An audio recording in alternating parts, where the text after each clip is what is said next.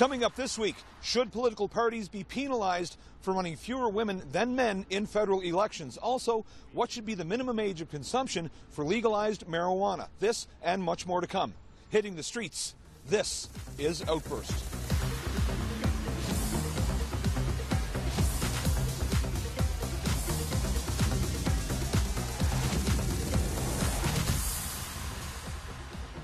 Hello and welcome to Outburst. I'm Glenn McGuinness. Well, gender equality in Parliament has made great strides in the last year with the appointment of an equal amount of women and men to the federal cabinet. But NDP Member of Parliament Kennedy Stewart has proposed a private member's bill, which would see political parties penalized if more men than women ran in a federal election. So we took the topic to you. Our question: should political parties be penalized if they run fewer women than men in federal elections?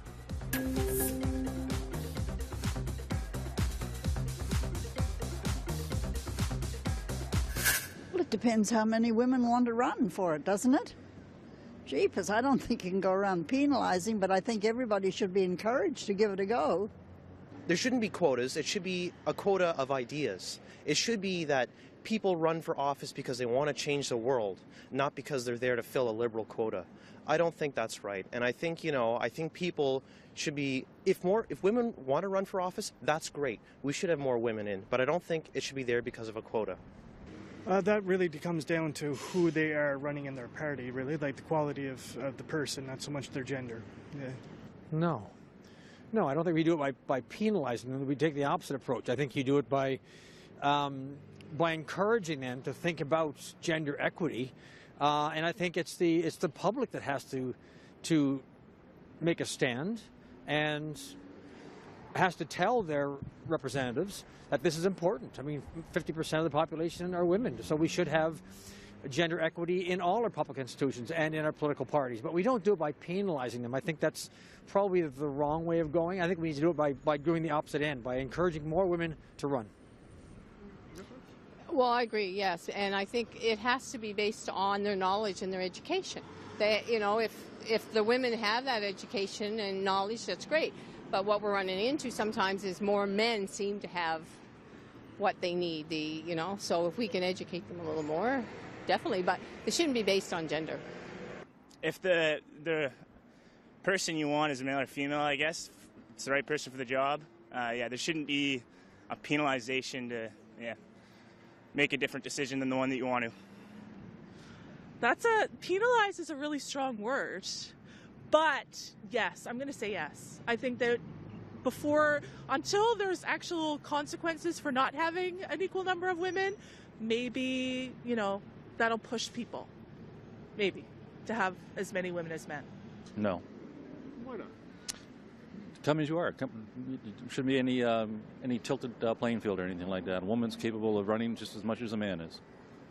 Well, that's a tough question because in the end, and corporations do this as well, it's very easy for them to cloud the issue and stuff, and it's difficult for people to really clamp down and say, well, we're too controlling if we say you have to have a 50-50 mix or anything like that.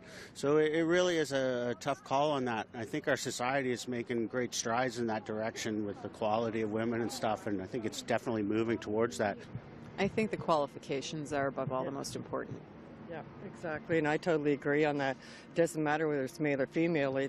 It's who's qualified, who can do the best job, and who can represent us. Yeah. I don't think they should be penalized. There should be an encouragement for gender equality. How do you penalize a guy? Like if there's somebody who feels that he wants to be in politics, and if he's a guy and it happens to be a woman's turn, do you penalize that guy? Don't know.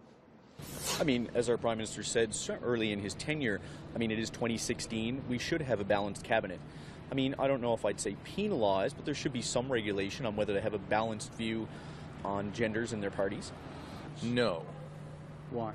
Because you can't force people to serve in Parliament. You can't force people to run and to put themselves into public service. So you can't force half of the population.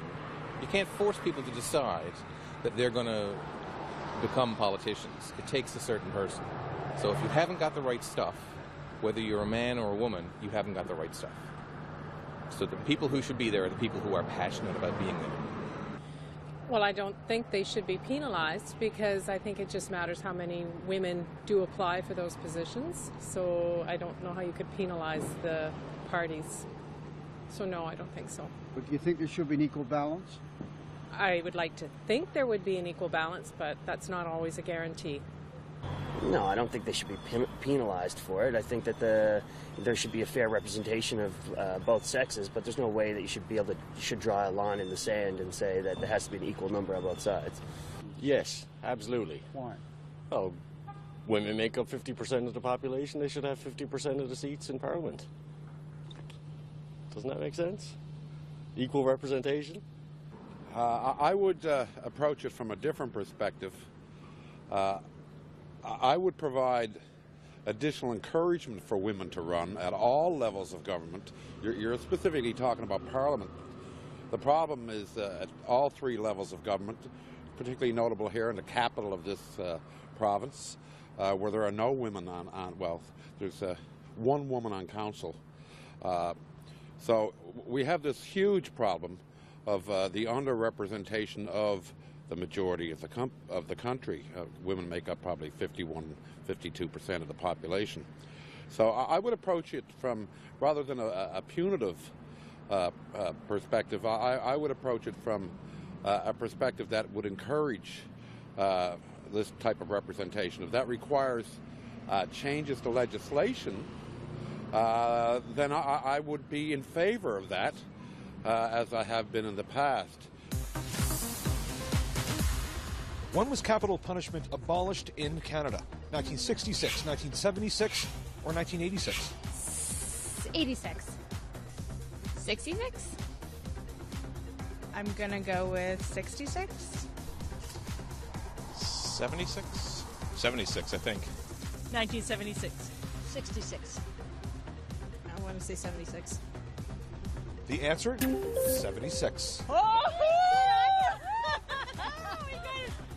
You guys are trouble. In 1976, capital punishment was removed from Canada's criminal code. After years of debate, Parliament decided that capital punishment was not an appropriate penalty.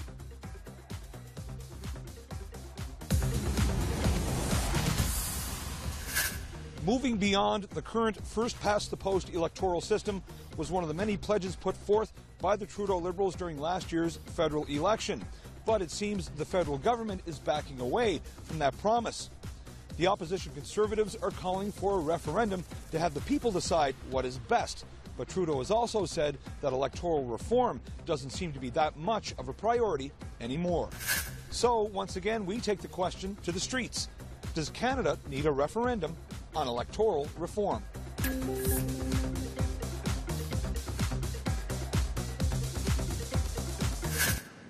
That's a good question. We've got to do something to get the participation rates up. I'm not sure if electoral reform is the problem that's causing the lower turnout or not. It's people are just dissatisfied. You know, the whole debate going on down the states between Hillary and Clinton. You know, a lot of Canadians have the same attitude towards their government as they do down the states. I think the lower turnout is, you know, it's a symptom. It's not. It won't be cured by a reform of the electoral system. Well, you know, one of the problems, I think Canada needs referendum on a lot of different things. You know, in the past it's been on separation and so on and so forth. It doesn't seem to be a very effective tool for government. And if anything, it just ends up costing the taxpayer a lot more money. I'm not sure, but it might be a good idea. I think if it would take a lot of work to get first past the post through, but it might be worth it. I think that would be a good idea. I think it's definitely time to start looking at other options. Absolutely. Absolutely. I don't think that we can start changing until we really know where we are and where we've come from. I think Canada needs something more than what the Liberal government's proposing for electoral reform. Because if you look at what the Liberal government's proposing, what they want to do, it seems, because we don't know for sure, or at least I don't know for sure, it seems that they want to do a ranked ballot kind of thing. And when you look at whose choices you have on the ballot, it greatly benefits the Liberals because the Liberals are almost everybody's second choice for power. If you're an NDP supporter, if you're a Conservative supporter, then typically you want to pick the center-of-the-road Liberals as your second choice.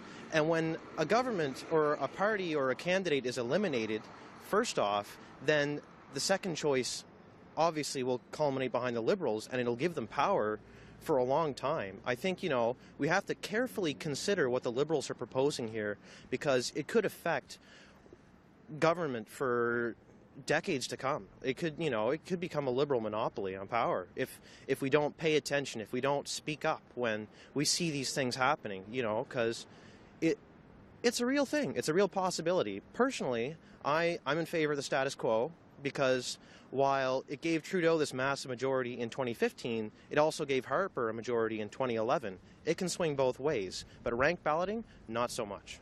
I lived in BC and the referendum failed, and so I wouldn't trust the referendum because I felt the people there were grossly uninformed about what the issues were. It was hijacked by special interest groups that would sit in supermarkets and pass out fear propaganda about the things that were being asked to be considered. So the public didn't get really a chance to make an educated opinion. So I don't know how that could be overcome. I would say no. Because it's too prone to the tyranny of the majority kind of thing. If people are all upset about something like the Donald Trump thing in the States, you can skew what should be a proper result. I don't think we should. I think we should have parliamentarians and maybe committees decide. I don't think the public is educated enough to make a decision. Well, I think that probably the parliamentarian should come up with it and then take it to the people, because I don't know that I would know what reform should be. How would that even work? Maybe. I'll say maybe. How would you phrase the question in a referendum? What kind of question would you ask? Do you want electoral reform? It's not enough of a question to act on, right? What type of reform do you want? It would have to be explained, the question, I don't know one type of an election strategy from another. I mean, I'm not a political scientist, so I would know if a clear question was put saying, do you want this type of an electoral system, like first past the post or whatever, but unless it's a clear question about a specific approach, it will be very difficult to answer. I think the bigger issues are Senate reform and the question of how things are broadly structured. And that's probably got to come down to a referendum if you're trying to make a change at that level, I imagine. Because I imagine otherwise you just wouldn't have the mandate.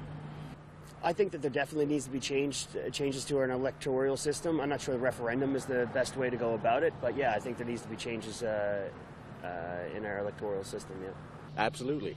Well, first past the post system doesn't work. There's all these people that voted for parties that are not represented in Parliament, and it's just not equal representation across the board for small provinces or minority groups or people that don't agree with the Liberals or the Conservatives or the NDP.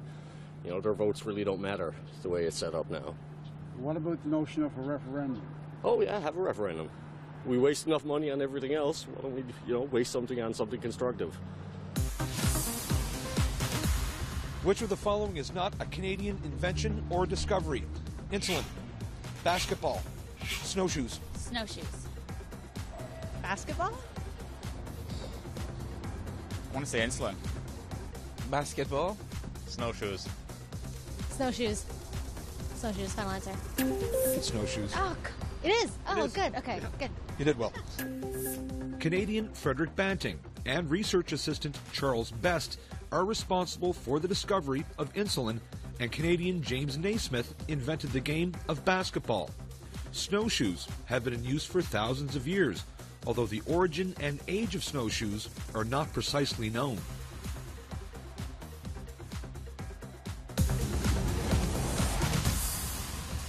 Marijuana legalization is on the way, but the laws surrounding it are still in the works.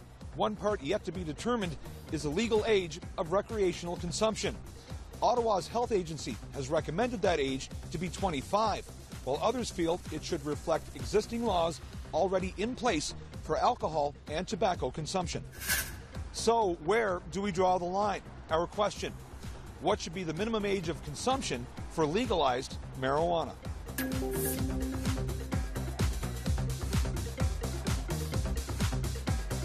Tough questions. I'll go 21. I think it's a good age. Very good. Reasons behind that?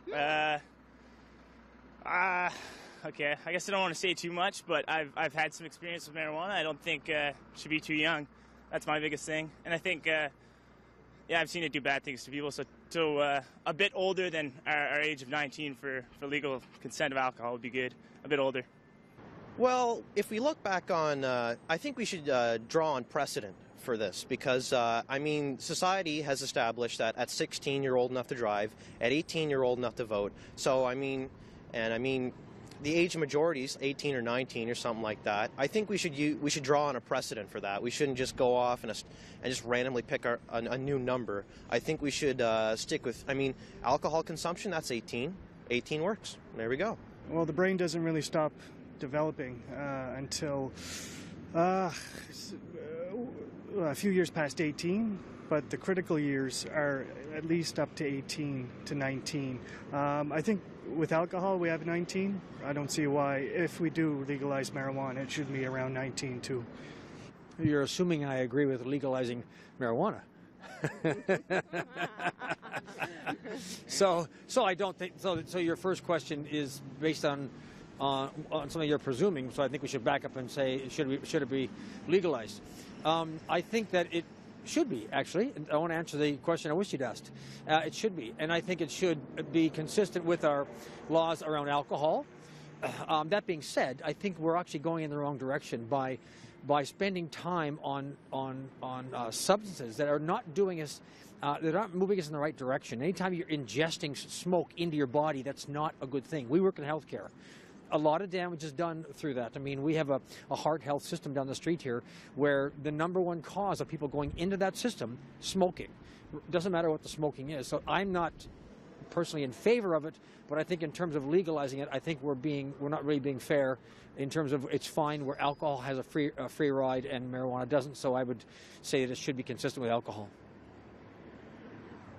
And I've never been in favor of marijuana either. I've never used it, never saw any reason to use it. I don't understand why people use it, but I do understand the medicinal, purposes of it. So for that, I would be in favor.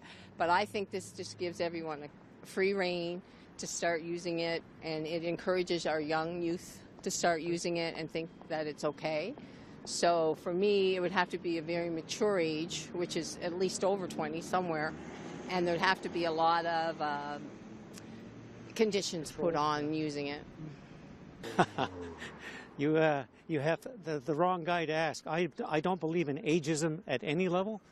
There are people who are completely capable of making judgments at ages below what we consider normal now, and there's many people of age of majority who can't make judgments. So I don't believe in ageism as a factor. Oh, I think the minimum age, without parental consent and medical knowledge, should be minimum of 19. Yeah, I agree. I think it should go along with the whole drinking alcohol business as well. Yeah. That's an interesting one. That would have to come down to medical issues, as I know a number of individuals personally who have a medical requirement for that particular drug. Non-medical capacity, I think it should be probably the same as alcohol and be regulated the same as alcohol. As the model in the States has shown for Colorado and a couple of other states, it has paid back into the taxpayer pocket more than people expected, and it has kind of balanced itself out once it's regulated properly. So, say 18, 19, depending on province. Whatever the drinking age is in the, I guess 18, I guess is the lowest. 19, I guess is what we're used to here. It's a controlled substance, like any other thing. I would guess that you should probably mirror the rules for alcohol. And they're slightly different across the country, so why not use the same approach?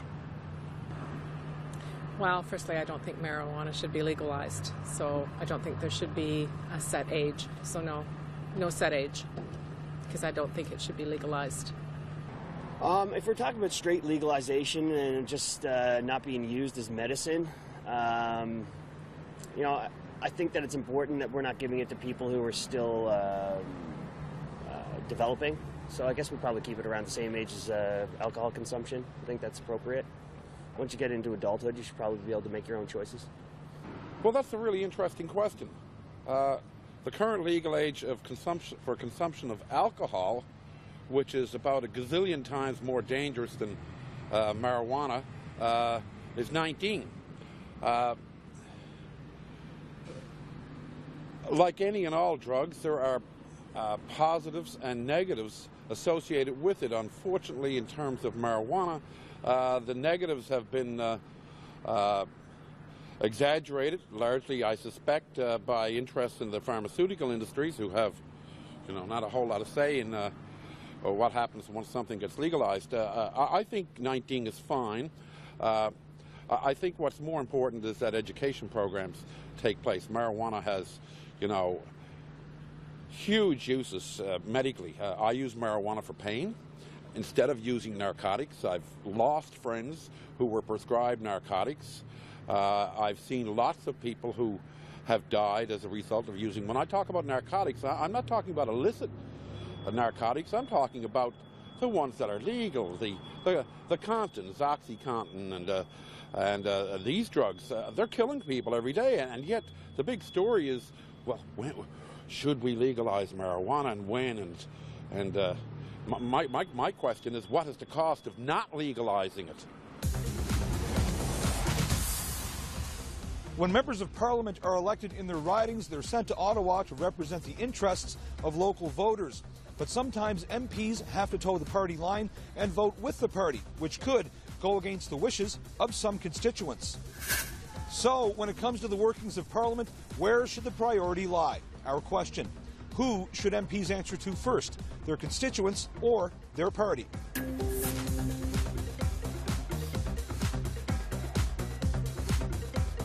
I would say their constituents.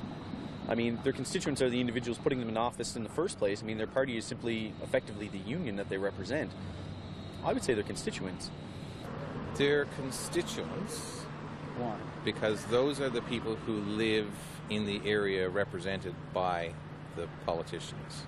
They are there to help the people in the neighborhood they represent, primarily. I think it depends on the issue. I can imagine scenarios where it could be either.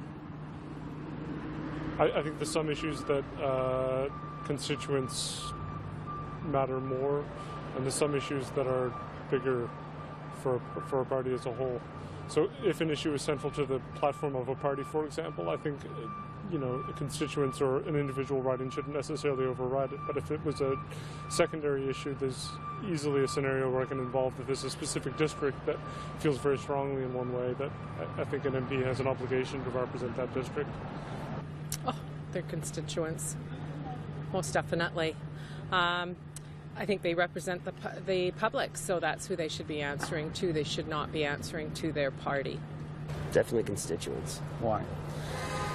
Because that's the people that they're supporting. That's the people who voted them in. The party didn't vote them in. The party just allowed them to tie themselves to a set of ideals. And I think it's more important that they focus for the issues of the people that they're representing, as opposed to the party politics that people get caught up in, and then they don't really support the people who put them in power.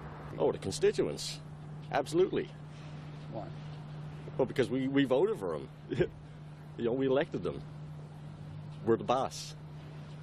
Or should be. If you're not if you don't cooperate with the prime minister will kick you out of the party. He'll kick you out of caucus. He'll kick you out of everything, right? So I mean, in practice, I think politicians are more loyal to their leaders than they are to the people. They're constituents. They're who vote them in. They're who look for. They need to talk to the people and see what is needed in their communities, and they should know that they should be in their communities more than they are in their office. And of course, the rules need to be set at the top, and they should know them. So they shouldn't really have to report back to their leader. They should know their community and what the community needs. That's a great question. A great answer. I like that. There's a book called What I Learned About Politics, or Everything I Learned About Politics by Graham Steele, and it's about provincial politics. But you can, I think it pertains to federal or provincial or municipal, and he talks about that very issue about when people finally take office and then realize they don't have a free choice. They can't vote based on their conscience or what the constituents want. It's what the party says, and which renders them impotent in some ways, because they're told once they arrive, this is the way the party goes, or you'll be alienated within our party, and your options for moving up the chain into caucus are virtually eliminated. So I think they have to look at their constituents and their conscience and what the party says and vote based on what they think is the best response. And I want to say, I don't think it's relevant, but they should not lower the voting age. I think the constituents are the people who put you there, and if the party doesn't go along with what you want, then the constituents should take over. I mean, it varies from situation to situation. I believe if you think that the public mood is going in the wrong direction and your party is trying to lead, then you have an obligation to lead. And that might be against what your constituents think. It should be the constituents, but the problem is the constituents, once they get in, the party kind of changes the way that they want to do things. That's basically the problem. But I mean, teamwork is quality is a result of teamwork. So if you got a good team, you got good work. If you don't have a good team, you don't have good work. Simple. If the constituents are clear about something, they should go to the constituent. But for instance, if in Halifax we need a new hospital and the Liberal government in Ottawa says we don't want to put money into a hospital, then the local MP, he should say, I'm sorry, I've got to vote for it. But if there's no specific desire from the locals, then go with the party. Which province or territory's name translated means Great River? Yukon, Saskatchewan, or Manitoba? Yukon. Yukon. Saskatchewan. Saskatchewan? Saskatchewan. Oh, Manitoba? Saskatchewan. I think it's Yukon. Absolutely correct. Okay. I got one right. That's good. Yukon means Great River in the Gwich'in language. The Yukon River is the longest river in Alaska and Yukon Territory and was one of the principal means of transportation during the Klondike Gold Rush.